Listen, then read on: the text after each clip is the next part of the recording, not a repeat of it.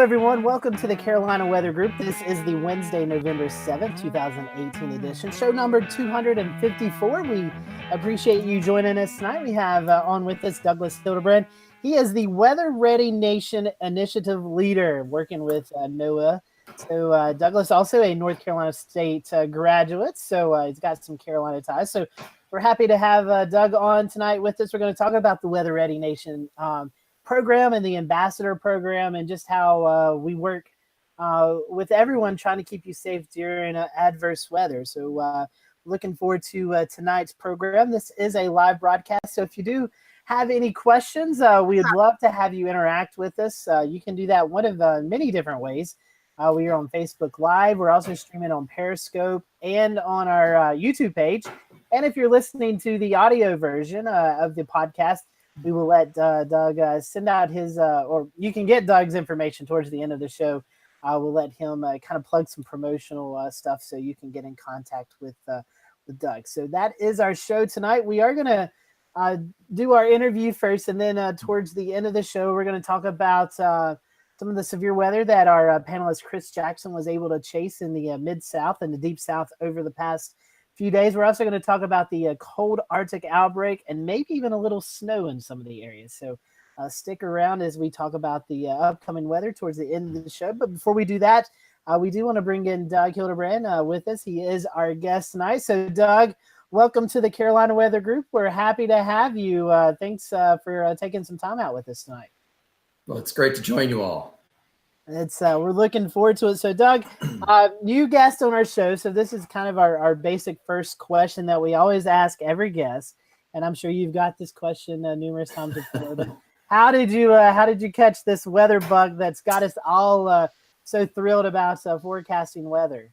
So, and I think it's a popular grade, which is fourth grade. I'm going to be dating myself, but 1983 in February, living outside of Philadelphia. And for those who know their weather history, there was a real big nor'easter blizzard, 2 feet of snow, and being in fourth grade, it wasn't all that big. So it felt like it was a lot bigger. And times had changed from the 80s to now. We went to school that day, and the snow accumulated, and I kept looking around like, when are we going to call? I got 1 hour off of school. We got in the bus, and I'm trekking from the bus stop to my house. There was at least a foot of snow on the ground, and it was just awesome. And from there, I always wanted to be a meteorologist. Went to college at a small liberal arts school with no meteorology program, and which is a lot of bad decisions there in central Pennsylvania, no less, who suffered through 4 years of cloudy and cold weather. Went down to University of South Florida for graduate school in geology, but my focus was on paleoclimates and how corals from the South Pacific recorded sea surface temperatures. But I kept trugging along, took my 5 or 6 calculus courses, all my prerequisites, went to NC State for my master's in meteorology without taking a single meteorology course. Sort of took my undergrad courses concurrently, graduated, got a job with the National Weather Service, and I've been with the National Weather Service for almost 17 years. And so, Doug, I think I'm reading through your bio that you sent us 2002 is when you joined the National Weather Service. So yep. Kind of talk to us about the different steps, the different offices, the different hats you've had to wear. Sure. As you've worked with the Weather Service, and then maybe we can kind of talk about what you're doing now. So my first entry-level job was a surface analyst with what was then called the Hydrometeorological Prediction Center. And oddly enough, my first year there, I went to the director at the time, Jim Hoke, and I said, we've got to change the name of our center. Hydrometeorological, it's tough to say, it's tough to spell, and no one understands really what we do. And I came up with a few options. One was Weather Prediction Center, and the powers that be said, oh, I think the forecast offices might not love this name.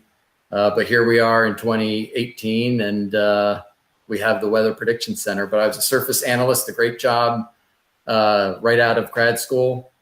Learned a lot more about meteorology, operational meteorology, and for 2.5 years, kind of stuck out with the shift work.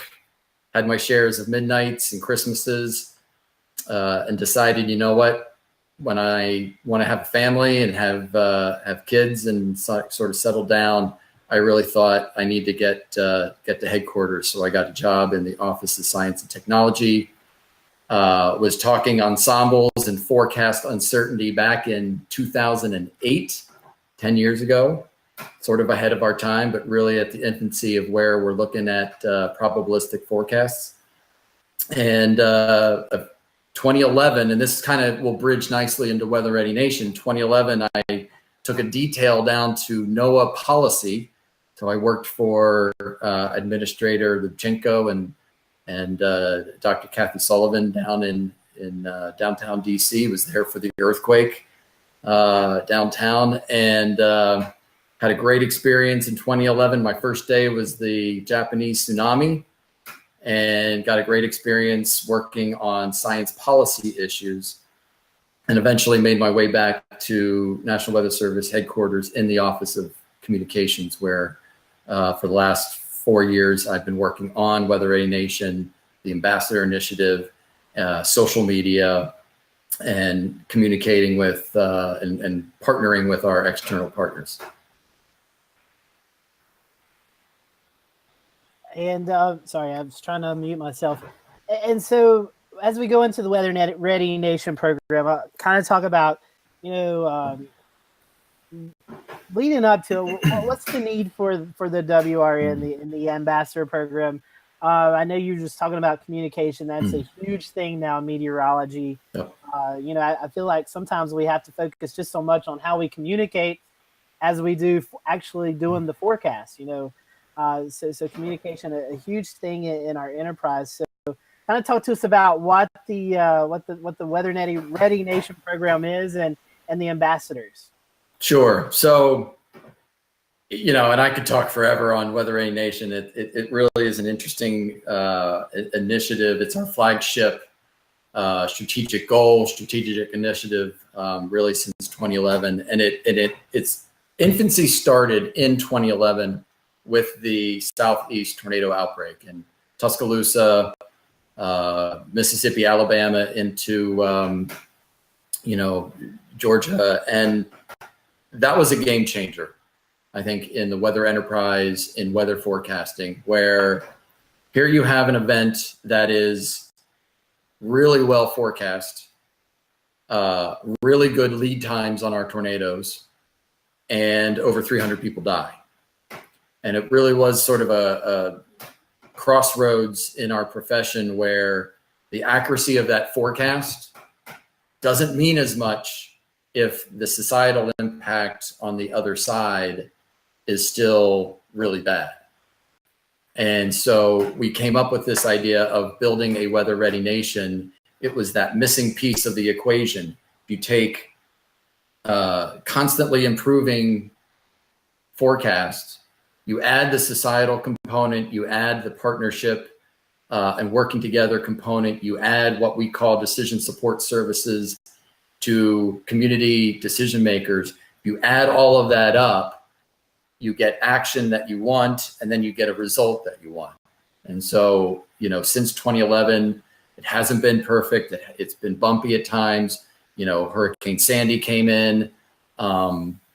We've had a few hiccups with blizzards and flooding, but more times than not, we're actually having good outcomes. The tornadoes in the New Orleans area recently really comes to mind, where when those tornadoes hit, a fairly dense metropolitan area to the west of downtown New Orleans, everyone was like, how many fatalities we have? And there was zero. People were taking action. And so we have these successes throughout the country, but it's sort of a goal where, there is no end. We can constantly be getting better to become weather ready and bringing in organizations that can help us be weather ready. So how, you're talking about the 2011 Southeast tornado outbreak. We had some in North Carolina on April 16th and April 27th in the Alabama, Georgia area. We had James Spinn on a couple of years ago talking about that. And he talked about afterwards, and I imagine maybe this is what you guys did too. So I want you to kind of talk on that. He actually went in where the affected areas and talked to those people to try to see what can we do better. And I imagine that's probably social science is probably playing a big role in what you guys do and how to get the right words out to the people to get them to prepare. Absolutely. And I actually was honored enough the following February to still see the areas that were ravaged by the tornadoes in Tuscaloosa. And so I saw firsthand, there were still flip-flops on the ground in an apartment complex from the previous April. And so, my boss, the director of the National Hurricane Center, he talks about, going the last mile of really bridging the gap between those forecasts, what actions we want people to take, getting the outreach and education on weather safety, and having tough conversations with, partners in our weather enterprise, the TV media, how we communicate what people should be doing. I heard stories in Tuscaloosa where, tragic story of a gentleman student at Alabama was in a hardened brick, college building. And when he heard the tornado, saw the tornado and heard all the warnings and all the chaos, went back home because that was safe to him. And he tragically died when the wall of his home collapsed. Making those split-second decisions, what is weather ready and what's putting you in absolute danger. And sometimes when you make those decisions, you're not realizing you're putting yourself in more danger by going one place than to another. And so to give that information out, you guys have come up with the Ambassador program where, a lot of folks get weather information from the TV side, as Ricky was talking about. Shay, myself, Chris, and Jared, we have internet-based or social media-based weather programs getting the information out. So how did the Ambassador program come out, and talk about that process and how it's really helped you guys out spreading the message? So our mantra is government can't do all of this alone. And it takes all of you who are joining here, all of your viewers. It takes communities to build community resilience. And so we created this Ambassadors Initiative. It was actually, it was a hard question that one of our partners asked, and we didn't have a good answer for. He came up to us and said, we love this, this thing called Weather-Ready Nation. How can we be a part of it? And we kind of stared with a glassy-eyed look and said, well, yeah, we want you to be part of it. And so we went back to the drawing board and we came up with 4 things that we ask all ambassadors to do. Share weather safety content. As you're looking on the screen there, we have a ton of infographics, social media posts, stories, communication toolkits. We have content that we try to get to all different types of users. It's not a one size fits all. You see there, we have campaigns for the deaf and hard of hearing, for learning disabled who need visuals instead of text. We're trying to build a weather ready nation for all.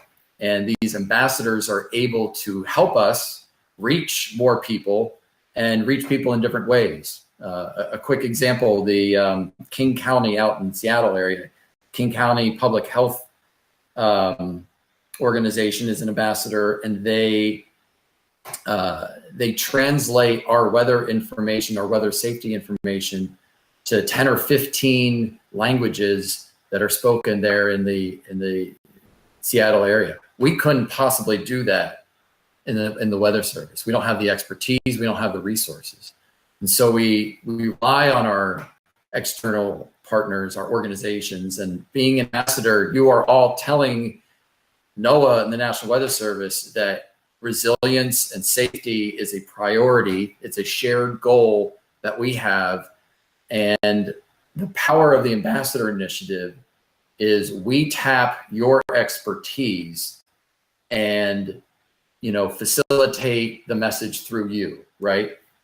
So if you're a church, we have churches that, you're sitting in the pew, maybe there's a slow time during the program, you open up your church bulletin, and we have, churches that put in our winter safety campaign material. What a better time, and what a trusted source.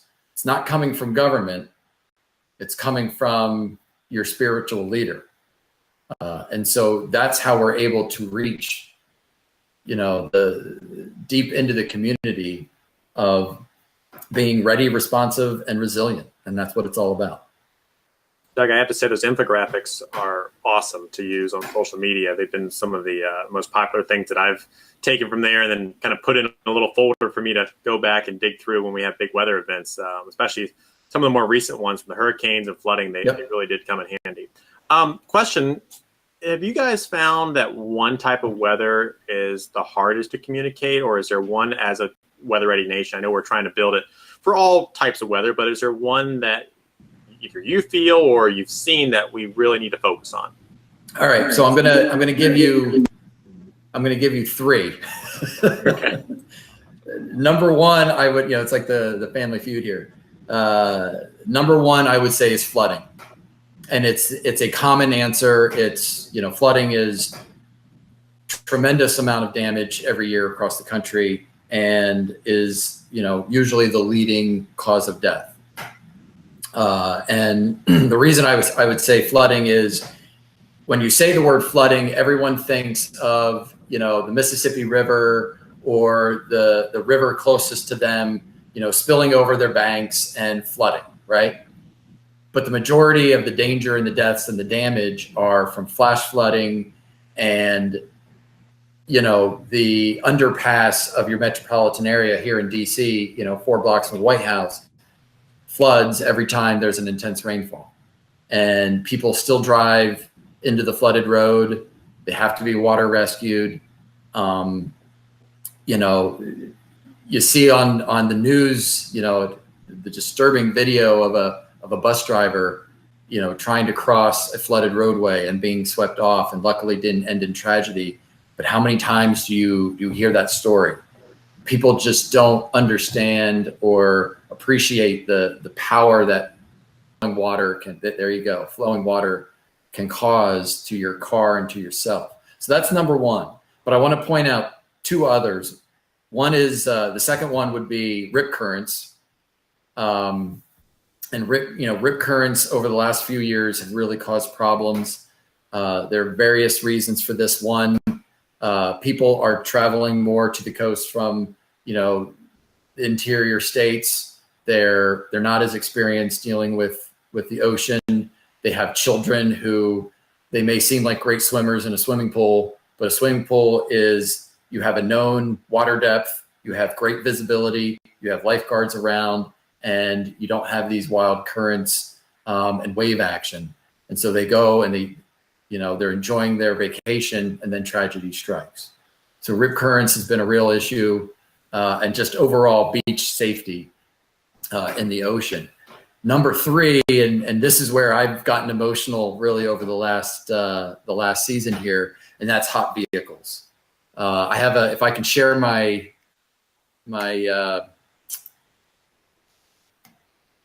screen here, I want to show you this. Can you all see that? Not yet. It still looks like just you. Let's see here. Share. You have one monitor or two monitors? Here you go. I got it. All right. Good deal. And now? You're good. You're good. All right. So look at this graphic. It's child vehicle heat stroke deaths, and that's 2018 right there in red.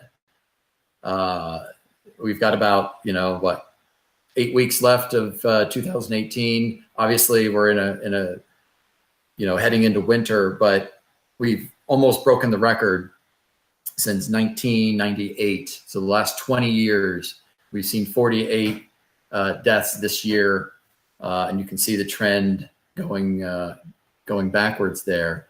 But I'm going to unshare. Can I unshare here? There you go.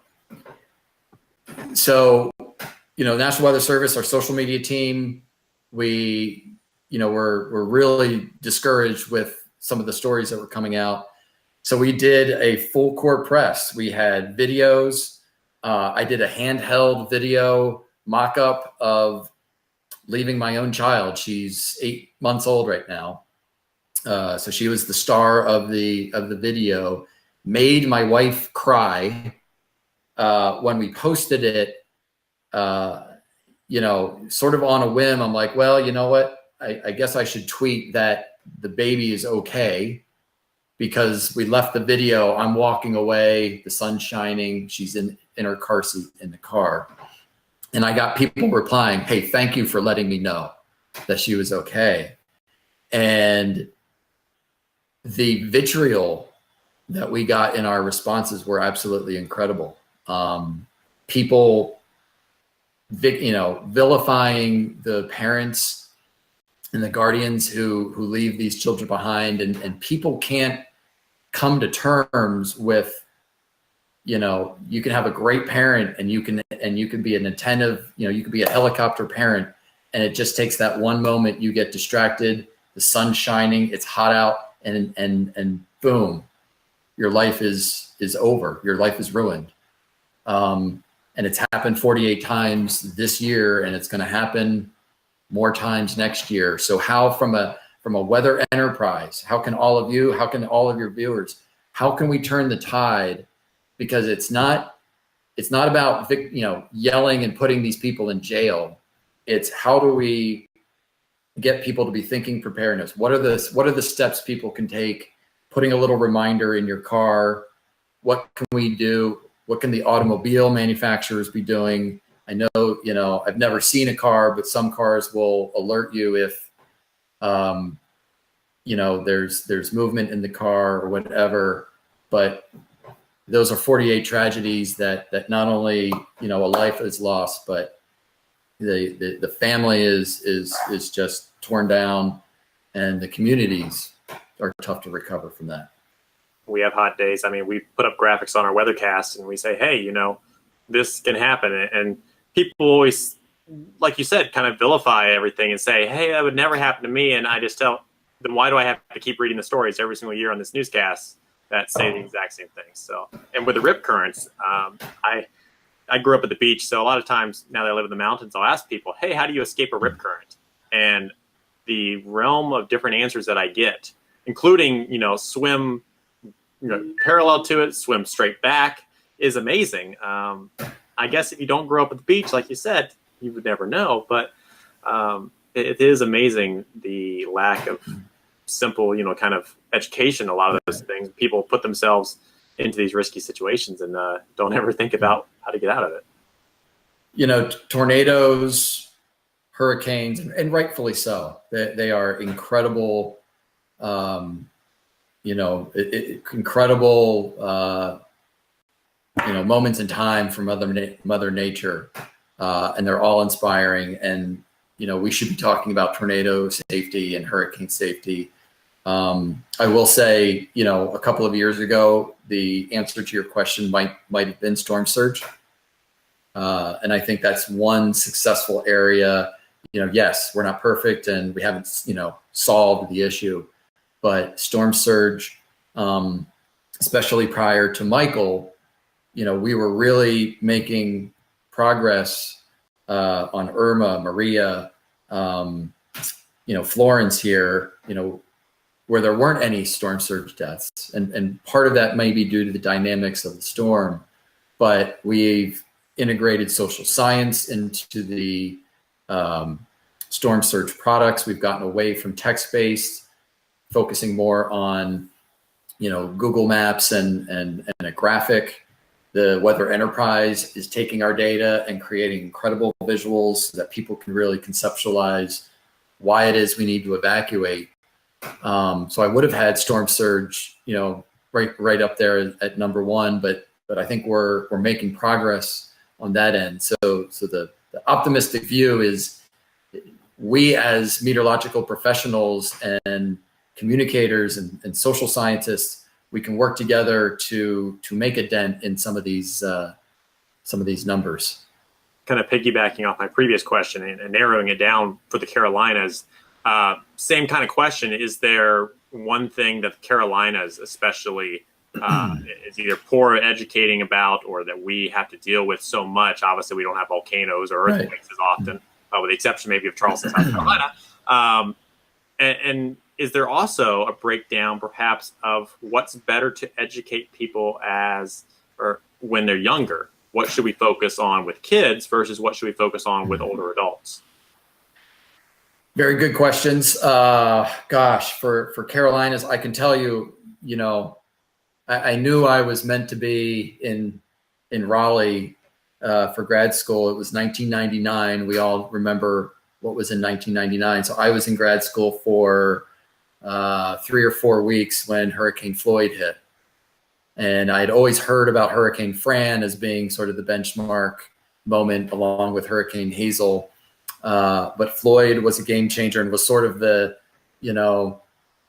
high water mark when it came to flooding in the eastern half of North Carolina. And of course, now with Matthew and Florence, and so obviously flooding is a huge risk in the Carolinas. I'd also have to say, and it's not necessarily doesn't impact life and property as much, but the cold air damming that you get in the Carolinas, really difficult to forecast the onset and the dissipation of cold air damming. We still get it here in DC, and it seems we're always behind the curve of cold air damming events. So, it would be good if the research could make bigger steps in cold air damming. To your education, go ahead. I was going to say, I second that about the cold air damming. I have to deal with it every winter, and I just hate it. It's just so hard. It's the worst to forecast, and it's key to our area, as you were talking about, even up in DC. And it's hard for it to communicate because sometimes you want to say they're going to break down quicker, and they stick around longer. So it's very hard. So I agree with you on that. Thank you. Yeah. The second part of your question on education and what we can do with kids. First of all, you don't want to, especially in this this era of hype. We don't want to scare children, right? We want them to love weather, just like we all love weather. We want them to appreciate, but we want them to respect weather, much like. In the Cub Scouts and the Boy Scouts, weather is a really big focus on, if you're going out hiking or have an athletic activity, you need to be prepared. You need to know what the weather is going to be like. You need to know how to dress. You need to know, what if conditions change. And so that's part of it. And I think, and this kind of gets to one of my main points that I want to convey tonight, which is weather safety, preparedness. It's like telling someone to eat their broccoli. Okay. They know it's good for you. But if I grew up on boiled broccoli. I didn't even get salt from my mom. It was just broccoli, and it tastes like just broccoli. And nowadays, my wife will flash, broil it, and she'll put some garlic and some olive oil and some sea salt on it. And all of a sudden broccoli becomes something I want to eat. And I think that's the mentality that we need, whether it's children or adults, that we're educating them on weather safety. Is we need to make it kind of fun. We need to make it less dangerous, but just the smart thing to do. And I think if we can, bring people into, it's worth your time, it's worth your investment. And, we like to refer to the misery factor, especially with hurricanes, people wanting to stay. If you prepare correctly, whether it's a 3-hour hike and you're warm and dry instead of cold and wet, the misery factor, don't worry, don't scare them into losing their life. Have them make those right decisions so that they're enjoying their time and not feeling miserable.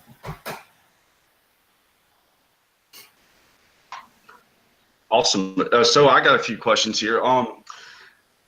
Really going off a lot of what Ricky was saying, but the Hackleburg tornado, 2011 or 2011, the same outbreak with Tuscaloosa. Just kind of curious what your thoughts are. Maybe some of the, I guess, the local demographics or the communication challenges that caused the death toll with the Hackleburg and the Phil Campbell tornado to be 72 with over 140 people injured. That's just it's sad. Just want to do a better job to communicate the risk and messages to everyone better.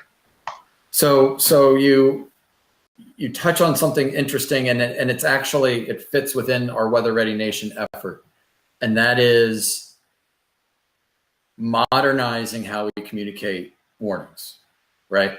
So, and we had issues, we haven't even mentioned Joplin, so we had the Tuscaloosa in the southeast, and then the very next month, there's Joplin.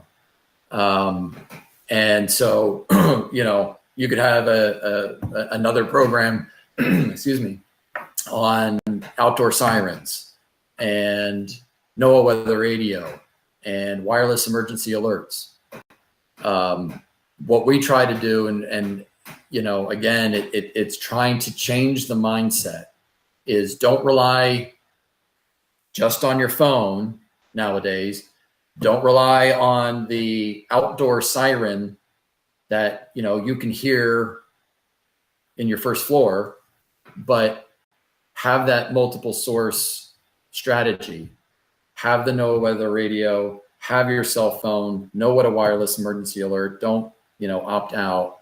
Have your commercial apps. They're getting very good. We're trying to move, we're moving away from the county-based warnings down to the Polygon, and hopefully, as our accuracy gets better and better, we'll be able to implement our warn on forecast, where it's more of a headlight warning than a Polygon shapes. That's where we want to go. So, the future's brighter than what we had in the past. And, I wish I had a better answer. No, I totally understand, because the social science stuff really interests me, especially with, different populations, different portions of the country respond differently, maybe to the same overall objective of a message, but the wording may be different. They're going to respond differently depending on what part of the country you're from. And so to me, it's really interesting. And, what I've done here in the Midlands and across this, most of South Carolina, all the people I reach on Facebook, really try to tailor those messages to the audience that I know, to the people that I live around, my community, my friends, my family, that I know they understand. And, because, communication is going to be a two-way street. And I'm not just communicating to them, I'm also listening to their feedback. And, and I think that's something really important that, the entire weather enterprise, maybe could do a little bit better at certain times, especially with some of the wording. Just to give you a little bit of background about me, I spent 15 years as a firefighter before, doing the weather thing all the time. And I was a swiftwater rescue instructor.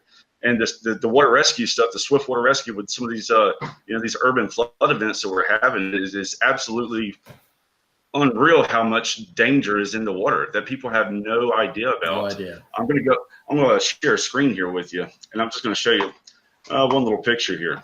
This picture was a house back during the flooding of 2015. We rescued an individual out of the third floor of this house when the river came up. It was over 20 feet of river rise, and we had to swim to his house. We had to swim over 200 yards just to get to his house. Then we had to get him out. When we're in the middle of doing this, a Chevy Tahoe comes floating by at about 40 miles an hour, and we have not found it since.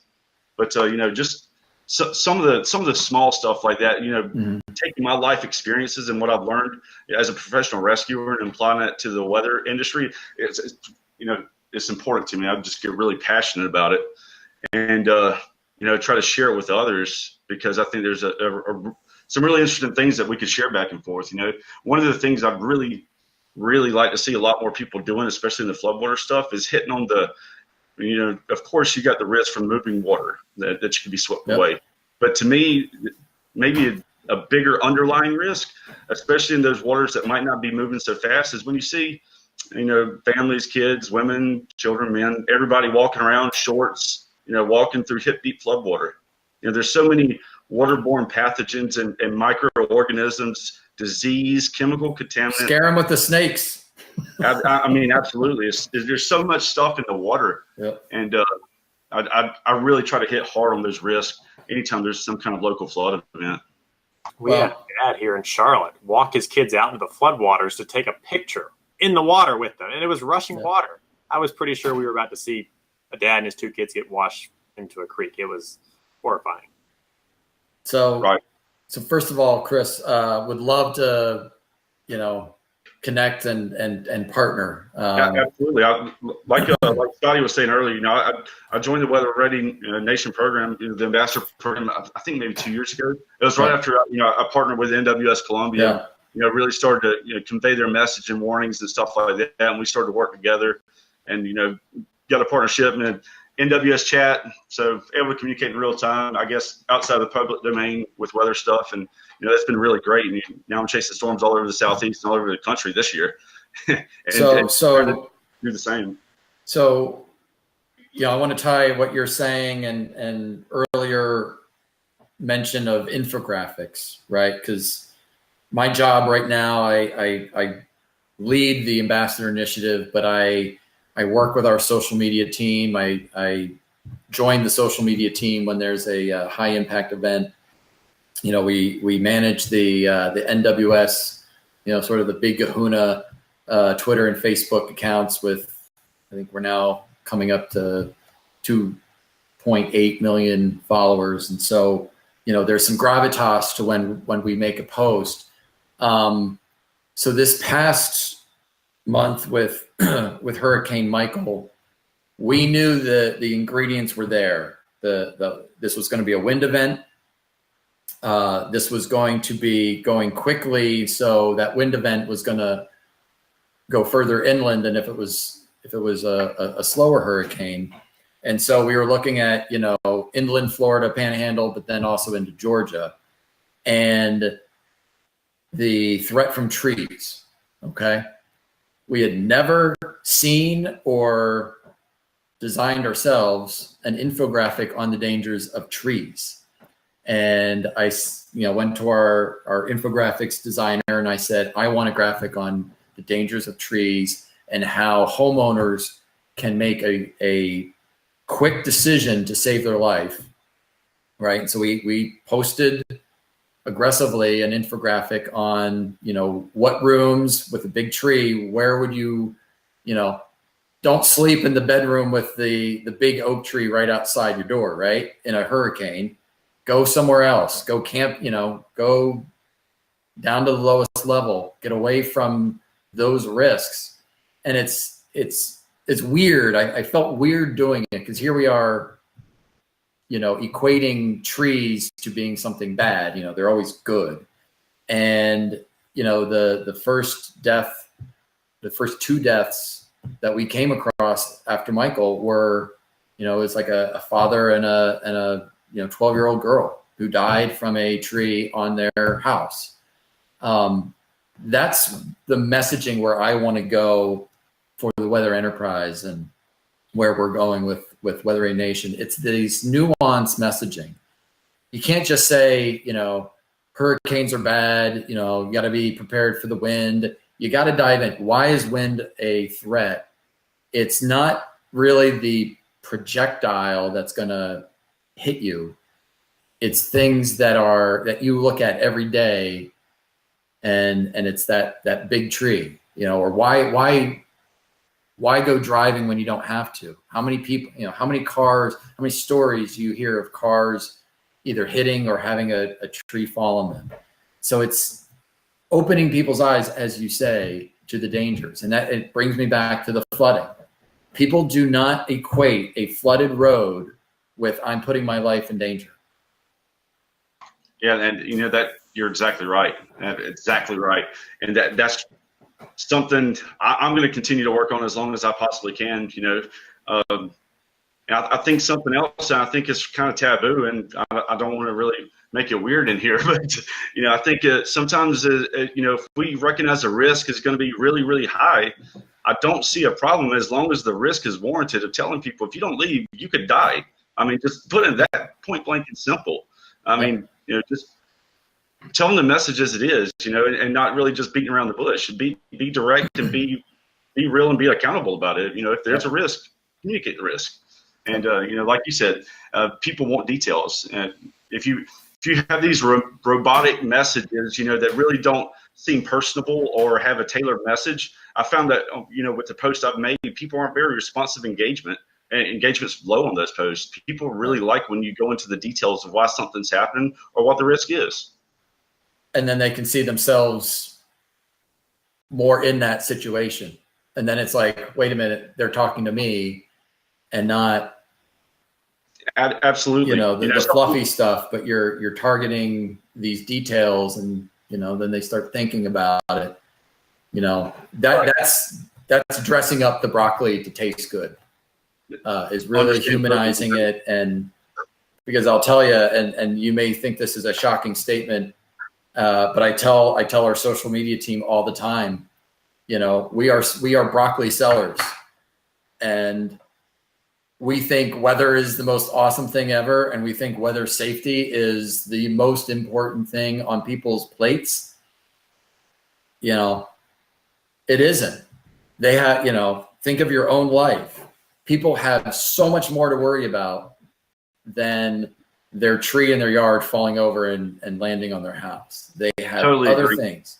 And we saw it, I think, with Florence. You know, compare Florence and Michael. Florence, we knew Florence was kind of coming, you know, 10 days in advance. Like, it was out there in the ocean, and it was taking its time, and people saw it and they wrapped their arms around it. Like, okay, we're not taking the kids to soccer this weekend. Michael was a quick moving, quick forming storm. It happened over a holiday weekend. I sounded the alarm with our team on Sunday. I pretty much worked all day Monday, which was Columbus Day, but, you know, everyone else is having a good time, you know, down in the Gulf. And our forecast offices down there are peppering the messaging that, you know, we're not going to have 7 days to just watch this, you know, move through the Gulf, that this was going to be a quick hitter. And I don't think people, number one, I think they underplay, wow, it's going to be a, you know, Category 4, almost Category 5 storm. But people need time to social, you know, to wrap their brain around, I need to change decisions. I need to board up my house. I need to leave. And when they only have a day to do it, that's a problem.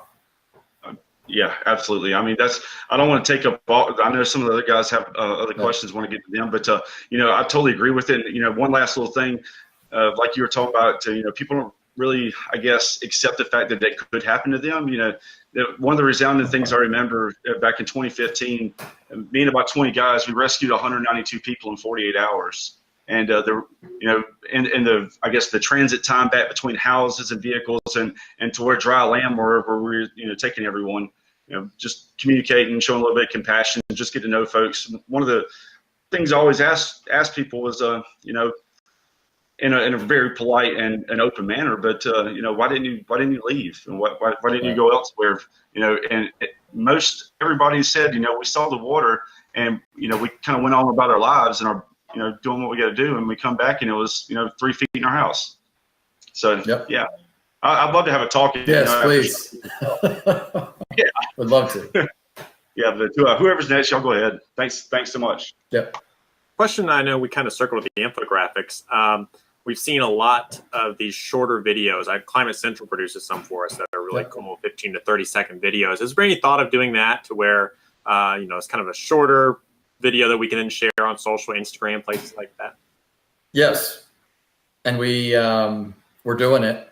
And I can definitely highlight, the Weather-Ready Nation site's there, our social media feed. And it's definitely where we're going to more of in the future. It's, we did it with the hot vehicle sort of campaign this summer where, we had 3 or 4 videos lined up, depending on the nuance of messaging. The other thing, I hate just to take a sidetrack here, but with hot vehicles, it's not just leaving your children behind. It's your children at an age where they can open the door. We've seen all these stories of kids, they left their toy, their baseball in the car. The cars have the child lock, so they're able to open it up, get inside, door closes behind them, they can't get out. But because they're young, they don't have a sense of danger. They just think someone's going to come get them. And, it's the, the slow temperature rise, and then bad things happen. But it's the it's the parent or the guardian doesn't even know that the child's in the car. And so we took a message on that because people just don't realize that. So these videos are quick hitters, and it's where we're going to be going. People do like, people on social media, they like to watch a video. They like, but it's got to be 15, 30 seconds. They don't watch the 2-minute infomercial on something. So that's what we're trying to do.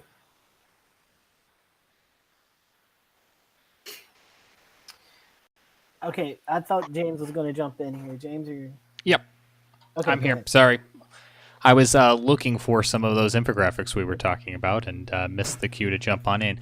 Douglas, what I was going to ask here as we come past the 9 o'clock hour on our live show is how folks can get involved with your program. How do they become Weather-Ready ambassadors?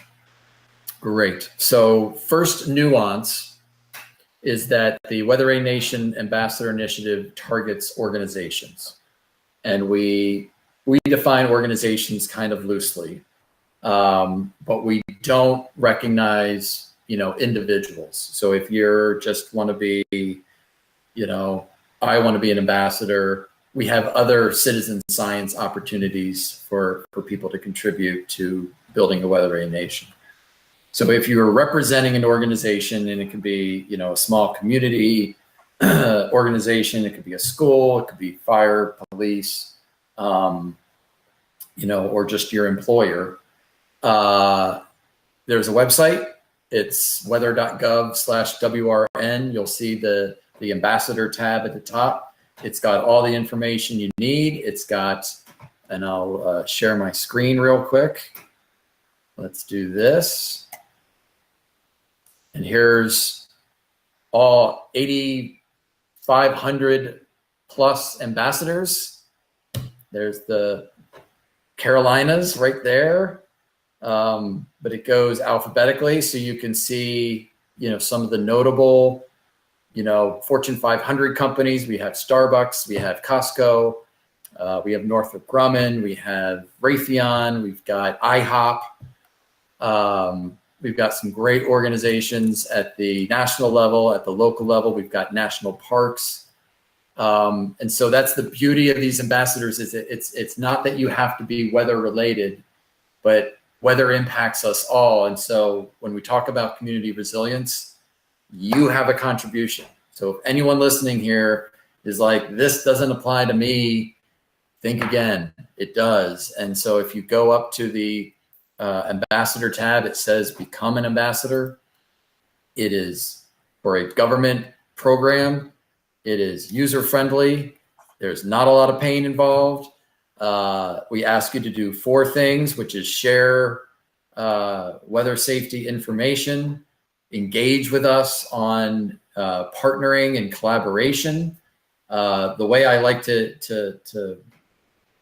paint the picture to people, we create the buffet, and then you're able to pick what opportunities you want to engage in.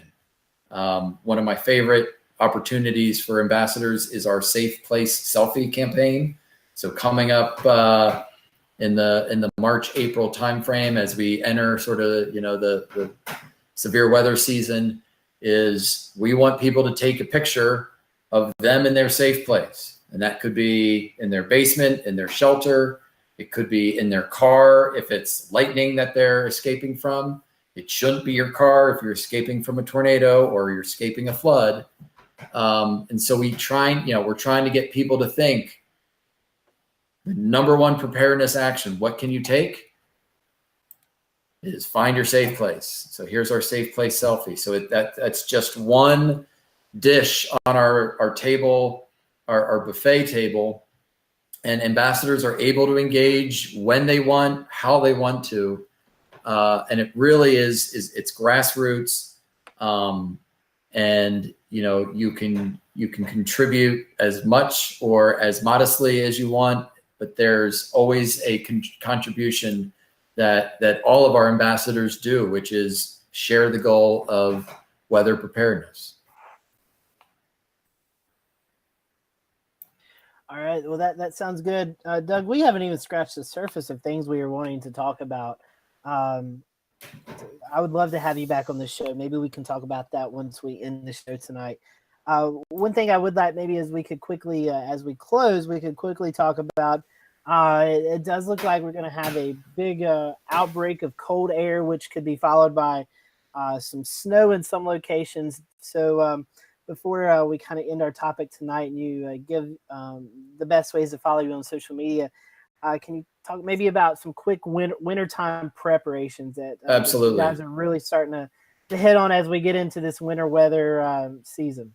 So my first plug is on December 1st. Let's see, about three weeks and change. We'll be launching our winter weather safety campaign. We do it on the first of every start of every meteorological season. So December 1st is our winter campaign. Its focus is going to be on winter driving safety. So we've got some incredible looking infographics. From a scientific point of view and from the National Weather Service, we're going to be starting a brand new warning this season, which is our snow squall warning. And this is sort of the equivalent of a severe thunderstorm warning in the off-winter seasons, where visibility is going to go from blue sky to zero very quickly, and then back to blue sky, 20, 30 minutes later. And so it's something that our weather enterprise partners were really hoping we would do. We've tested it out, and that will be great to see, especially in the Northeast, Midwest, around the Great Lakes. So we'll have all of that content on December 1st. But when it comes to cold and when it comes to winter weather, again, it's not okay to be in the wrong place at the wrong time. Our forecasts are good and are getting better, and that empowerment of knowing the weather conditions, knowing how things can change, you can really shape your day and your plans around the weather. And so that's the big thing, is take advantage of the weather enterprise, whether it's the National Weather Service, whether it's podcasts like this, and whether it's a cell phone. How much information do you get fed by your cell phone? That's empowerment when it comes to weather preparedness. I invite everybody to check out our Weather-Ready Nation site. If you're familiar with FEMA and ready.gov, it's basically, weather.gov, and our Weather-Ready Nation site is much like FEMA has their website and their ready.gov. So it's got incredible amounts of content, and I definitely will take you up on an offer to return back. I appreciate, I definitely want to have part 2 and part 3 and part 4. Hey, listen, we would love to. I would love to do that. I mean, I haven't even got halfway through what we were wanting to talk about, so maybe we can plan that after the show. But for our followers, listeners, you talked about the website. If they want to maybe follow on social media, yes, how can they do that? Maybe even follow you on social media. Absolutely. So for me personally, I am at DC Weather-Brand, but I also am on the social media team for our NWS big account, and I'm also the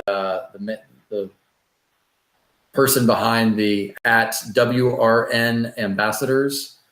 And so on that account, we share all the infographics, we share all the weather preparedness tips, and we share success stories, much like this podcast. We show great ideas to other people so that they can be innovative as well and contribute to the best of their abilities. All right, Douglas, we appreciate it. Stick around if you want to. Absolutely. Toss it quickly to our buddy Chris Jackson.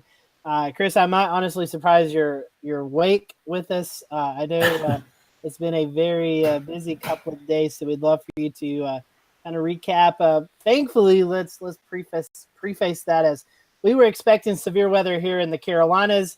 That really didn't pan out, thankfully for us, but not so good for our friends in Alabama and Tennessee and Mississippi and Louisiana. And you was down there in the midst of it. So tell us what you saw. Yeah, absolutely, Scotty. And thanks again, Doug, for coming on. Just like Scotty said, we'd love to have you back. But yeah, I went down to Birmingham Sunday night, got ready to do, chase this event Monday. Left out of Birmingham Monday, went over to Starkville. Then picked up my chase partner for the trip, and it was one of Mississippi State's meteorology students and one of my friends, Marty Calhoun. And she's actually a local from central Mississippi, and volunteered to come along with me and really navigate, provide me with some local knowledge. And also, it was really awesome getting to see some of the Mississippi State's sounding data in real time as they were launching them. That was awesome. It's not every day you get out chasing when you can actually have local sounding data. Most time it's just based off models. But anyways, went over to Greenville, Mississippi, which is right on the Mississippi, Arkansas line around the Mississippi River. And then went southwest. The storm started to fire, that big wedge tornado down in Louisiana. Headed down toward that tornado and was going to intercept it, and got within about 20 miles of it after driving an hour just south of, Tallulah, Louisiana. And the storm weakened rapidly. It went from producing a wedge tornado to about 10 drops of rain on my hood in about 40 minutes. It was pretty remarkable to see. Then after that, met up with some other chasers.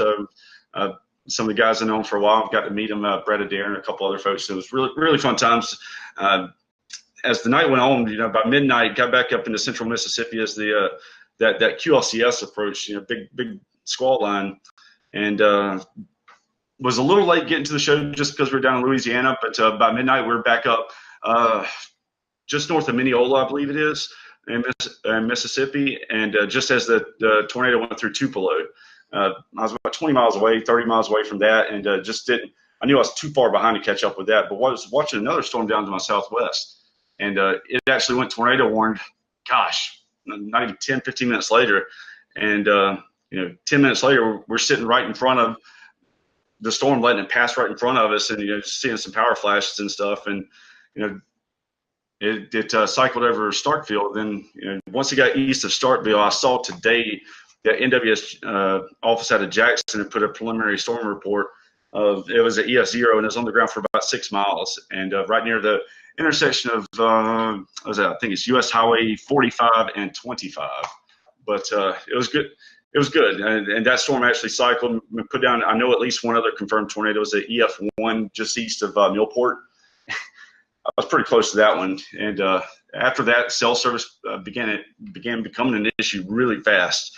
I guess that area of extreme eastern Mississippi and western Alabama, northwest of Tuscaloosa, there's nothing. There's no cell service whatsoever with a pretty poor road network. So after that was over, it was a long day. Decided to call it a day, but it was a good time, good trip. I'm glad I was able to get pretty darn close to I know 3 tornadoes. So being able to relay the reports to the field offices, I know helped those guys out tremendously. But yeah, great. 5 days, or no, I'm sorry, 5 states, 1,100 miles, and handful of tornadoes. That's our storm chaser, everyone. That was a busy time for you, Chris. We're glad that you're safe, and we're all jealous as you're sending us messages in our internal chat, wishing that we were out there with you. But definitely glad you're safe out there, and I know your information really helped a lot of folks out. So right, we appreciate that. One other thing, Scotty, and for the weather weenies out there, something really, really interesting the other night with those storms, and and I know I've seen the studies. I know you guys have too, but there was hardly no lightning with that system. Mainly because it was a fall system, and a lot of the dynamics aren't there. But every time those storms cycled and produced a tornado, right around the time of tornado genesis, there would almost every time we saw that night, there would be 5 to 10 lightning strikes in the 2 to 3 minute time frame before it happened. Seeing that happen and watching the correlation, that was absolutely remarkable, and just something really neat. It's definitely cool to see something that we learn about, and then you actually see it in person pan out. That's really neat. But thanks, Chris, for that, and glad you're safe. Shay, I'm going to toss it to you. I know we are closing down the hurricane season, so your attention's still on the tropics, but also watching what could be developing a El Nino. I think we're under El Nino watch now, but you were looking earlier. That might be changing soon. Yeah, that's right, Scotty. So once again, just like the last time, it looks like things are pretty quiet in the tropics. There's no systems to be watching at this point. The Atlantic Basin looks fairly quiet. Waters are starting to cool. The shelf waters along the southeast region, all the way down eastern Florida, are starting to cool significantly. We're getting down into the 60s. So these waters will not support any kind of tropical system along our coast. Possibly subtropical, but it doesn't look like anything's going to be forming. The Gulf is cooling down as well. Even the eastern North Pacific is starting to become less and less active as time goes on. I think their last storm was Xavier, so they're going into the Greek alphabet on their next storm, I believe. But that's the Atlantic Basin. We do look at El Nino watch. This was the full INSO report from October 11th.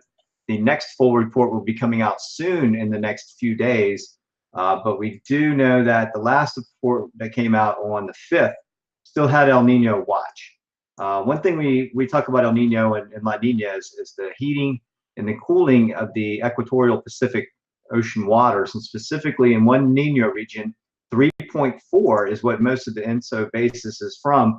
And we call normally for a 0.5 degrees Celsius higher than normal average for a lengthy period of time. And it's been over that for quite some time now. Now, will they issue an El Nino watch this early before winter, which was forecast? We're not entirely sure yet. But looking at this and looking at the other regions and the heating that's going on, it could be actually coming right before winter time. But it's really hard to say until they actually let us know what's going on. So that's definitely something to consider. I'm trying to see where I think I replaced those graphics. You may have to come back around to me on this one, but I had the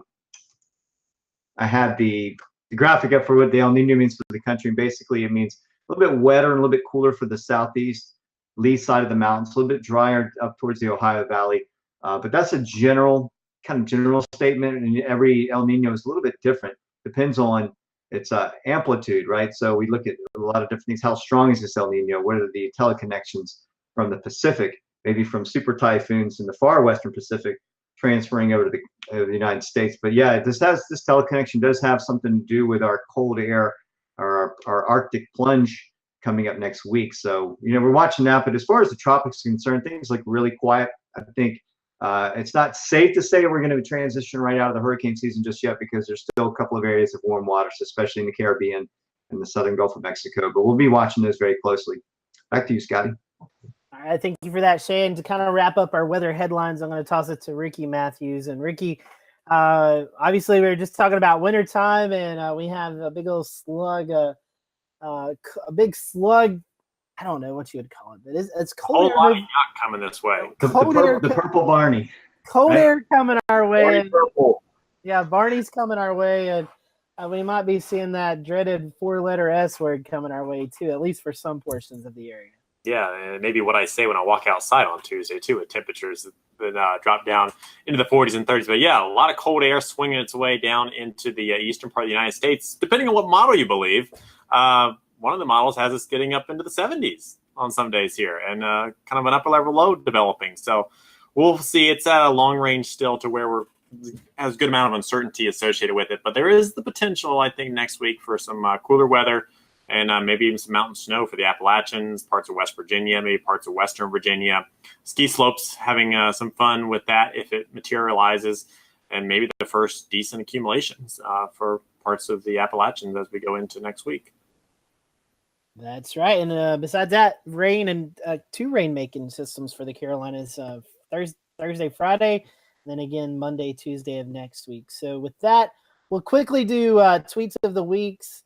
Tweet of the week, because I've seen James had already shared his out, so we can do that and then we'll wrap up. So James, you want to go ahead and share yours? Yeah, this actually goes along nicely with what Chris was just talking about, because while he was a little bit further to the south, this is a look at that same line as it made its way across Tennessee. You were looking at a tweet I put out a little bit earlier. I'm going to put it into motion here in just a second to actually show you. This comes from the Radar Scope app, so you can actually see there's a pin that says Tim. That's where my friend lives there in Murfreesboro, just south of Nashville.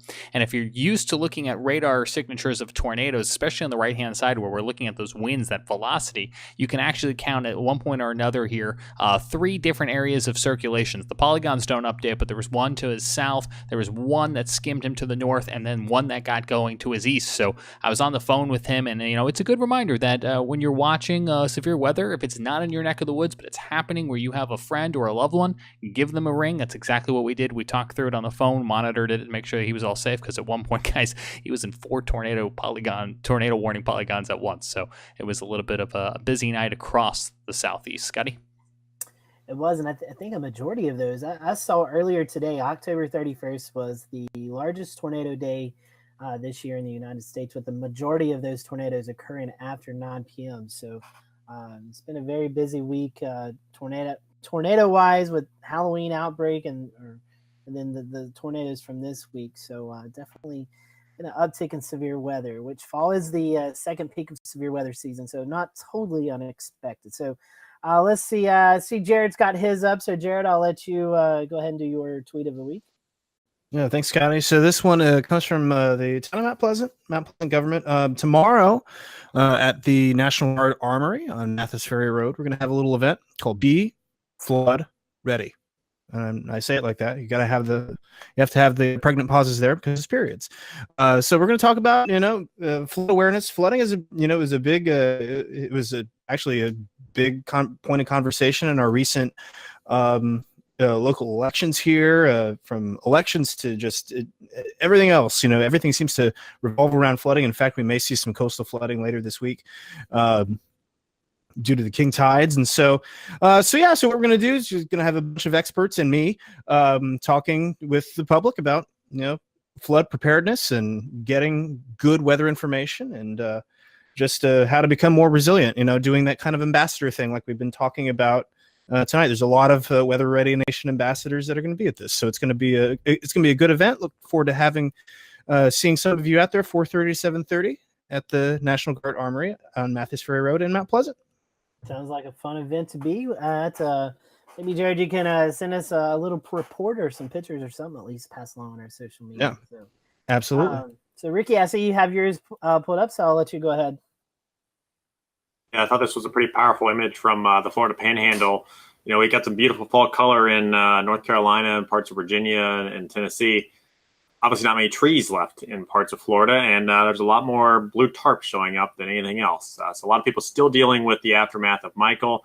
I know there's been some stories out of eastern North Carolina, people literally living in tents still in the aftermath of Hurricane Florence. So a lot of times we kind of cover these stories for a while, and then the national media pulls out, but the aftermath remains for a long amount of time after the storms, winds subside, and the flooding goes away. So definitely. So that's a sombering sight there. And unfortunately for eastern North Carolina and Florida, they've even been dealing with more rain threats, nothing like the hurricanes that came through, but still any rain is devastating at this point with all the roof damage and stuff like that. So Chris, I think you have yours up, so I'll let you go ahead. Yeah, absolutely, Scotty. So I got mine's a non-tweet of the week. Mine's a Facebook of the week. I told Jared I got dibs on this one the other night on Facebook. But this one comes from the National Weather Service Aviation Weather Center, and it's a pilot took this picture of Kelvin Helmholtz clouds, and most of the time we only get to see them from the ground. It looks like this nice big standing wave train, and seeing that, everybody knows I'm a big aviation buff, and throw it on top of weather, and it's like winter chicken dinner. Seeing that's really awesome. You really get a true sense of the scale and the makeup of Kelvin Helmholtz waves, and really awesome. Very cool. Yeah, I saw a lot of photos on social media the past couple of days about that, so really cool. Shay, do you have one? Yeah, I was trying to find it. All right, I'll do mine. I decided to change. I've got it right here. I decided to change mine because I did want to touch on the tornado activity that hit Florida, the Tampa Bay area, just north of Tampa Bay. There were 5 reported tornadoes. This one was a reported tornado from Mike Boylan of Mike's weather page. It has not been confirmed as a tornado, although when looking at radar, it looks like it could have been a rain wrap rotation within a very strong microburst or even a macroburst that went across Tampa Bay and slammed into portions of Oldsmar, Florida. So you can see here a picture of his umbrella that he had. He was underneath the structure across the field there, underneath the canopy, watching this come in. And he had to end up running to his car, but his umbrella stuck into the tree. And there were down trees in the area and some damages to some of the property at that particular park that he was at. But just another interesting feature, that just these little objects like this, even in high wind events, straight line wind events, it doesn't have to be a tornado. It can be any wind event. That things like this can fly through the air, and if it's able to stick into a tree 2 inches, into a palmetto tree or a palm tree, just think of how deadly that can be for a human being. So. This goes hand in hand with Weather-Ready Nation and safety. So for folks that are storm chasing, like Mike was doing, be aware that don't have loose objects around probably. But yeah, just a shout out to Florida for the tornadic activity that they had a couple days ago. Back to you, Scotty. All right, thank you for that, Shay. And this is my tweet of the week. This is from the National Weather Service in Brownsville, Texas. I thought this was a little unique, but also kind of a Weather-Ready Nation thing. This is talking about watching for pelicans on Friday and Saturday with the changing weather conditions. It kind of brings pelicans out, and they are on the roadways going into Brownsville, Texas. So the National Weather Service there in Brownsville kind of putting out this message to watch out for that as this Friday and Saturday come up. So they wanted motorists to be advised of that. So just another way the Weather Service is able to give out information, not only dealing with the weather, but weather-related things. And so that's my tweet of the week. Now, James, they're forecasting pelicans now? Yeah, I guess so. They're the pelican move or something like that. So. Hey, I guess we save lives. Yeah. The safest thing to do is to respect the pelican polygon. That's right, the pelican polygon. Yes, James, that is the most consultant-based life impact graphic I've ever seen in my life, and that's going to make it into my weathercast if I'm down there in Brownsville this weekend. Yeah, so I thought that was pretty funny. I saw that just a few hours ago, so I wanted to share that. So again, thank you for watching the Carolina Weather Group. Next Wednesday night, we have Melissa Griffin on from the climatologist office in South Carolina. She's going to be talking about what she kind of does and also her work with Kokoros. So we're interested to hear about that. And as we close out November, we'll be off the next week for Thanksgiving. But the 28th of November, we're going to be talking about the red tide that has been affecting much of the Florida Gulf Coast area. So be sure to tune in for that. So for everyone here at the Carolina Weather Group, we hope you have a great weekend. Stay safe out there and bundle up, getting ready for this cold blast of air to move into the area. I guess it's finally to say it is about winter time, so I guess it's got to come around. But anyway, we hope you have a great weekend, and we'll see you back here next Wednesday night for another episode of the Carolina Weather.